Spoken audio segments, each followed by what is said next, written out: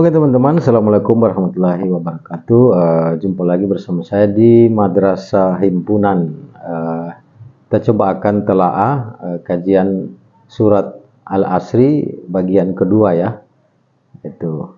Jadi surat Al-Asri ini turun di Mekah. Ini kategorinya surat-surat Makkiyah. Ini hanya 3 ayat gitu.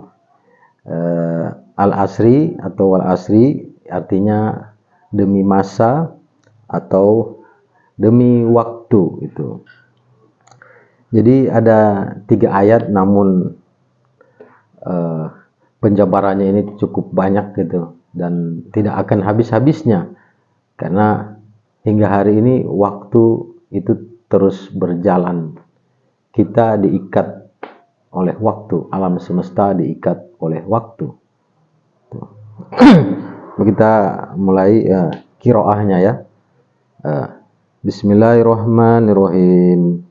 Wal asri innal insana lafi husrin illal ladzina amanu wa amilus salihati wa tawasaw bil haqq wa tawasaw bil sabr. Wal asri, demi masa. Ini sumpah Tuhan. Jadi sumpah Allah Subhanahu wa taala. Jadi Allah Subhanahu wa taala bersumpah demi waktu, demi masa. Kenapa Tuhan bersumpah demi waktu? Tuhan bersumpah dengan waktu. Karena waktu itu sebenarnya adalah ciptaan Tuhan. Ciptaan Tuhan yang paling kuat di alam semesta ini, di kehidupan ini. Siapakah yang bisa melawan waktu? Materi, benda apa atau makhluk apa yang bisa melawan waktu? Tidak ada yang mengetahui ujung dari waktu, sehingga orang mencari tahu tentang hari kiamat yang itu banyak nubuat dan prediksi dalam kitab-kitab suci.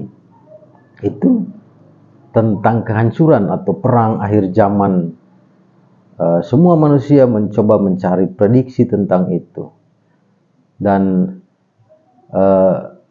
planet, galaksi, matahari, jutaan bintang, miliaran bintang, yang ukuran bintang-bintang itu banyak ilmuwan angkasa mengatakan itu lebih besar dari bumi, dan ada banyak matahari di luar sana, di luar galaksi kita yang ada beberapa planet itu. Jadi ada miliaran galaksi, di mana ada miliaran bahkan tak terhingga. Para ilmuwan mengatakan itu belum bisa diprediksi jumlah planet, bintang, bulan, matahari, galaksi yang ada di alam semesta ini. Dan semua itu terikat di dalam hukum waktu atau kadar dan kadarnya masing-masing. Sebuah pesawat ruang angkasa itu membutuhkan waktu untuk mencapai orbitnya. Karena banyak ilmuwan mengatakan waktu itu seperti melengkung gitu. Jadi sangat sulit jika manusia atau sebuah benda tertentu itu mencoba berjalan. Jadi karena dia melengkung, dia seakan-akan itu sebuah kekuatan yang tidak bisa dirubah gitu. Jadi ada yang disebut ketetapan. Nah, dalam Al-Quran juga disebut bumi berputar pada porosnya, dan di hari kiamat disebutkan bahwa bumi, bintang itu akan bertabrakan.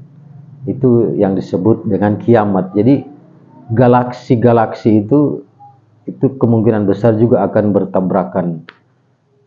Jadi alam semesta itu seakan-akan dirobohkan, dihancurkan kembali. Itu yang disebut kiamat oleh Sang Pencipta, Allah Subhanahu wa taala, atau orang kitab suci Injil mengatakannya Tuhan. Itu. Jadi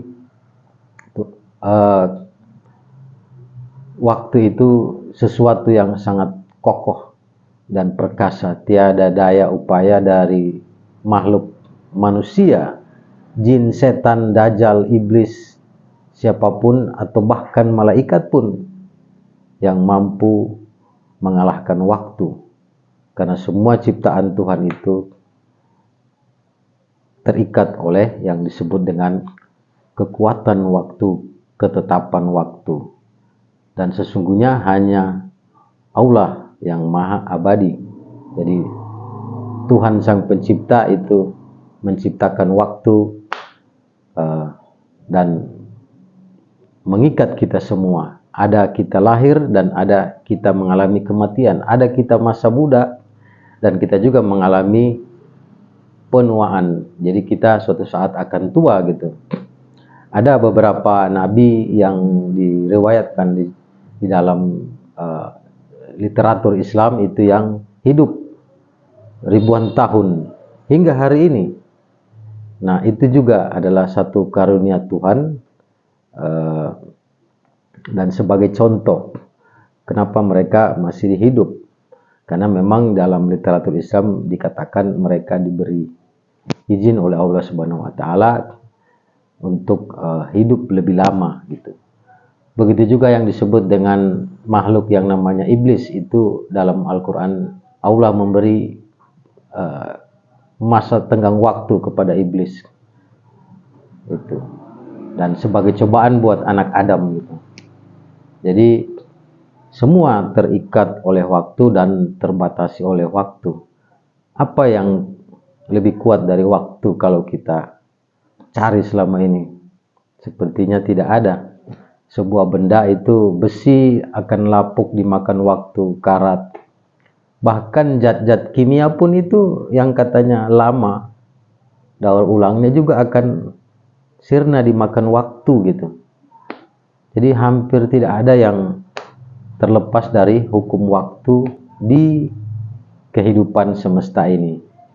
Makanya kalau kita kaji ayat ini, yang ini tentu banyak sekali sebenarnya Tuhan menegur kita. Nah, ya kalau kita berpikir lebih dalam, kita merenung itu. Dan kedua, ayat kedua ini tadi wal asri, demi masa. Sungguh manusia berada dalam kerugian. Ini sebenarnya kalau kita lihat fakta yang terjadi. Jadi ya ini Allah mengatakan yang sebenarnya yang dialami oleh manusia. Kenapa manusia berada dalam kerugian atau kita berada dalam kerugian? Kita rugi dari sisi apa? Di dalam waktu kehidupan ini. Ini kan ayat bicara tentang waktu, dan juga ayat ini spesifikasinya bicara tentang manusia. Di sini disebut sesungguhnya, sungguh manusia berada dalam kerugian. Jadi ayat ini menyindir manusia, bukan hewan, bukan jin, setan. Ini ayat menyindir kita sebagai manusia. Sebenarnya kita berada dalam kerugian. Rugi dari sisi apa? Kalau orang kaya untung setiap hari, bisnisnya untung setiap hari, di mana dia rugi? Begitu juga para pejabat negara, dia naik posisi setiap hari, naik gaji itu. Tapi kenapa di sini disebut rugi gitu? Rugi dari sisi apa? Nah, kita lanjutkan di ayat ketiga.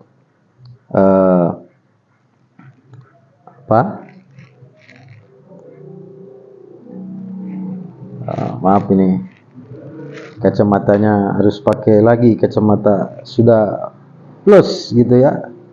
Jadi udah kurang jelas, tulisannya kecil. Bismillahirrahmanirrahim. Innal insana lafi husri, sungguh manusia berada dalam kerugian. ilal ladzina amanu wa amilus salihati wa tawassaw bil haq wa tawassaw bis sabri. Kecuali orang-orang yang beriman dan mengerjakan kebajikan serta saling menasihati untuk kebenaran dan saling menasihati untuk kesabaran. Nah, ini sungguh manusia berada dalam kerugian.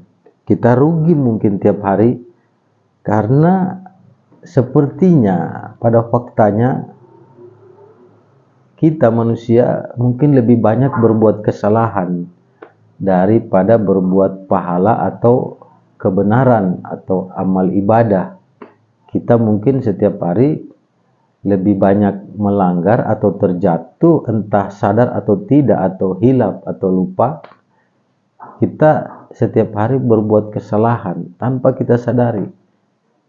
Mungkin kita juga berbuat jahat setiap hari tanpa kita sadari. Kadang-kadang kita atau dalam posisi hilaf, karena manusia daya ingatnya itu memang terbatas kadang-kadang.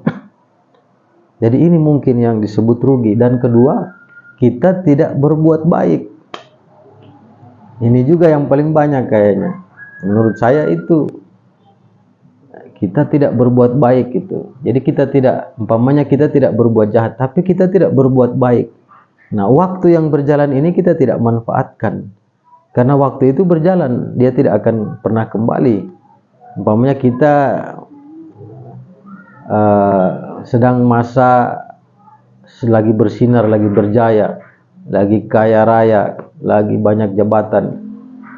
Itu jarang waktu itu, momen itu kembali gitu. Makanya dalam keadaan kita lagi berjaya, sebenarnya perbuatan amal saleh itu harus dilaksanakan karena momennya itu lagi pas gitu.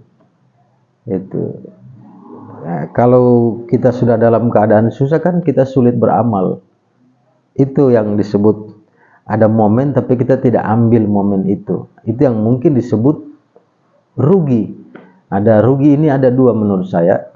Jadi kita setiap hari sadar atau tidak sengaja berbuat kesalahan, berbuat jahat, itu adalah kerugian kita. Contohnya tiap hari kita gosip, fitnah gitu, duduk di warung kopi bergosip, kadang kita sudah tidak sadar itu sudah masuk ghibah atau fitnah itu. Dan kedua, kita kadang-kadang juga melihat orang kita iri hati, entah sadar atau tidak gitu. Jadi setiap hari kalau kita koreksi setiap malam, kita ini dalam hari ini melakukan kesalahan, berbuat jahat atau berbuat baik gitu. Nah, kita bisa hitung dalam proses waktu ini apakah kita rugi apa untung gitu. Dan di sini juga disebutkan kecuali orang-orang yang beriman dan mengerjakan kebajikan atau amal saleh gitu. Jadi iman yang dimaksud sini seperti apa? Apakah kita hanya sebagai KTP seorang muslim? Itu banyak gitu. Tapi iman yang dimaksudkan di sini itu kan, iman itu ada banyak tafsir. Ada yang mengatakan iman itu kepercayaan, keyakinan gitu. Tapi iman juga itu ada bentuk implementasinya. Bagaimana hati atau jiwa seorang manusia yang beriman itu tetap terjaga imannya, atau dia hidup terus di dalam iman dalam waktu setiap hari sampai dia meninggal atau mati gitu. Ini kan disebut kecuali orang-orang yang beriman dan beramal saleh. Jadi ada iman dan amal gitu. Ini berpasangan. Iman tanpa amal itu tidak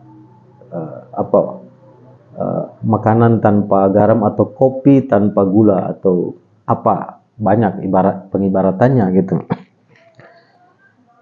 Sini disebut ada kata iman. Nah, makanya banyak para ulama sufi itu tangannya biasanya memegang tasbih dan dia memutar tasbihnya dan mengingat nama Tuhan. Dia berzikir. Itu dalam setiap tarikan nafasnya, pikirannya, hatinya itu berzikir atau mengingat Allah atau memuji Allah. memuji Tuhan yang Maha Kuasa. Para nabi, para wali itu kerjaannya memang begitu. Bahkan di dalam Al-Quran juga ada beberapa nabi itu mengalami hilaf dengan ciptaan Tuhan, hilaf terhadap harta, dia lupa pada Tuhan. Terhadap wanita cantik, dia lupa pada Tuhan. Dia melihat kekuasaan, kadang dia lupa pada Tuhan. Contohnya seperti kisah Nabi Daud alaihissalam, di mana Nabi Daud ini sudah menjadi raja, penguasa, dan istrinya banyak, dan juga melihat ada wanita cantik, dia naksir. Dia sudah lupa bahwa dia telah terjebak, dan sehingga Allah mengutus malaikat untuk menegurnya dalam kisah Nabi Daud ini, sehingga Nabi Daud tersadar bahwa dia telah hilaf gitu. Apalagi kita yang bukan nabi gitu kan. Jadi ini dalam Al-Quran itu banyak menceritakan pesan-pesan untuk kita gitu. Jadi orang-orang yang beriman itu orang yang selalu hatinya, jiwanya, pikirannya setiap hari itu memuji Allah atau mengingat Allah atau memuji Allah. Mengingat kemudian memuji. Ini dua hal yang berbeda gitu. Ada orang cuma ingat, tapi ada yang dia sudah memang ingat dan dia juga memang memuji, kayak orang mengucapkan tasbih subhanallah, walhamdulillah, wala ilaha illallah, wallahu akbar. Itu dia menghayati semua zikir-zikir itu. Karena mereka jualan di pasar juga tangannya masih pegang tasbih. Kadang ada juga yang tidak pegang tasbih, tapi zikirnya itu sudah di dalam hatinya, pikirannya, nafasnya. Itu. Ini yang disebut orang beriman. Nah, iman kemudian diimplementasikan dalam ayat ini adalah orang yang beriman dan berbuat kebajikan atau amal saleh. Jadi dia menghindari kejahatan. Setiap hari yang dia buat adalah zikir untuk menjaga keimanannya, kemudian beramal saleh, kebajikan. Jadi dia beriringan gitu. Nah, ini orang-orang yang tidak merugi. Jadi tiap hari dia dapat amal ibadah. Zikir itu juga ibadah. Dalam sholat kita ada zikir, memuji Allah, mengingat Allah. Itu zikir itu bagian dari ibadah gitu. Nah, jadi ini ada beriman dan mengerjakan kebaikan, serta saling menasihati untuk kebenaran dan saling menasihati untuk kesabaran. Jadi kita harus menyampaikan juga hal-hal yang benar kepada kawan, kepada anak, istri, kepada diri kita sendiri, karena itu adalah bagian dari dakwah. Berarti di ayat ini kita harus daripada kita menyampaikan fitnah, gosip yang tidak jelas, atau menyampaikan kebencian, di sini yang dianjurkan dalam ayat ini kita menyampaikan kebenaran. Jadi sampaikanlah kebenaran. Jadi kalau kita wartawan, sampaikan berita yang benar, jangan ditambah-tambah atau dikurangi. Jangan apalagi menyampaikan berita bohong atau hoax. Banyak propaganda-propaganda yang beredar di media nasional, media Indonesia maupun internasional. Itu isinya banyak bohongnya. Ya, itu kan disebut fitnah. Itu pasti merugi kita. Dan banyak hal kebenaran. Dan saling menasihati untuk kesabaran. Jadi kita melaksanakan kesabaran, mengalami kesabaran, dan kita juga menyampaikan kepada sahabat kita, tetangga atau apa, atau teman-teman kita, keluarga kita tentang sabar. Jadi kita ini di ayat ini sebenarnya dianjurkan untuk belajar kebenaran, belajar kesabaran, dan juga kemudian kita mengajar kebenaran dan mengajar kesabaran. Jadi kita belajar, mengalami, praktek, dan kita mengajarkan hal itu kepada orang lain. Karena tidak semua orang paham tentang ini, dia tidak paham kebenaran, tidak paham kesabaran. Berarti kita itu sebenarnya sudah melaksanakan dakwah atau menyampaikan sesuatu yang baik gitu. Artinya kita tidak merugi. Nah, orang yang merugi berarti orang yang menyampaikan kejahatan, kebohongan. Itu. Tidak beriman, dia rugi. Jadi ayat ini kan disindir. Kecuali orang-orang yang beriman dan berbuat kebajikan atau amal saleh dan saling menasihati dalam kebenaran dan kesabaran. Ini sangat jelas sebenarnya. Jadi kita orang-orang yang rugi jika tidak melaksanakan iman atau hidup di dalam iman, ada zikir, kemudian mengerjakan amal saleh, bagian dari iman tadi itu, implementasi dari iman, dan kemudian belajar tentang kebenaran, tentang melaksanakan kebenaran dan kesabaran, dan kemudian mengajarkan kebenaran dan kesabaran. Jadi kita ada di sini, ada proses dakwah. Ini tentu adalah hal-hal yang baik agar kita tidak menjadi orang yang rugi. Jadi mari kita coba hindari hal-hal yang merugikan diri kita dan orang lain. Itu di sini disebut iman. Mari kita hidup dalam iman, kemudian mengerjakan kebajikan atau amal saleh. Mari kita apa yang kita mampu ya kita coba amal salehkan. Saya cuma mampu seperti ini, teman-teman. Aduh, jadi yang lain mungkin mampu dengan bidangnya masing-masing, apa yang dia miliki gitu. Sehingga kita dapat poin, mungkin orang mengatakan di pahala. Karena kata Nabi, kalau kita berbuat kesalahan, maka tutupilah dengan kebaikan. Ya, kalau kita hitung-hitung dari tahun kemarin hingga hari ini, mungkin saya sepertinya lebih banyak melakukan kesalahan atau hal yang tidak baik. Nah, entah sadar atau tidak. Nah, mungkin saya akan coba tutupi dengan hal-hal perbuatan yang baik itu. Sehingga nanti di qiyamul hisab, di hari perhitungan, hari pembalasan, timbangan kita itu lebih baik yang positif gitu. Ya, karena kita terikat oleh waktu, kita akan tua dan mati. Siapa yang orang kaya, orang penguasa dunia juga akan mengalami hal yang sama.